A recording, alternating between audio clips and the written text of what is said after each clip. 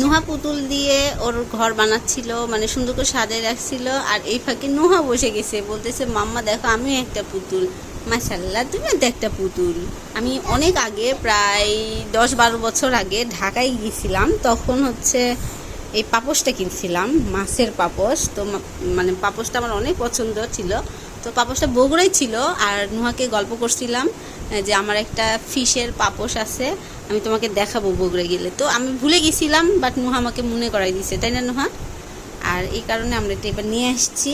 তো পাপোশের অবস্থাটা বলি, এত বছর ধরে ছিল গদির নিচে খাটের, তো একটু এই তো মানে কর্মরা হয়ে গেছে, মরমরা টাইপের হয়ে গেছে। যেরকম পাপোশের তলা থাকে তেমন না, কারণ অনেক বছর আগের। আর অনেক শখ করে কিনছিলাম। আর কার্টুন, তারপরে খেলনা বা পুতুল এই টাইপের, যদিও আমার এত পুতুল ছিল না, কিন্তু এই পুতুলটা আমার অনেক আগেকার। আর যাই হোক, তো এগুলো আমার খুব আকর্ষণ করে, ছবি আঁকা সব কিছু। তো নুহাও দেখি আমার মতনই হয়েছে। তো এই কারণে সবার সাথে একটু ফুটেজ নিচ্ছি।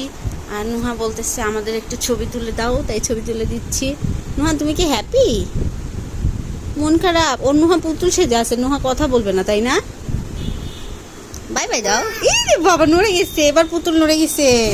দুষ্টু বুড়ি, দুষ্টু বুড়ি, শুধু সারাক্ষণ দুষ্টু বুড়ি করে।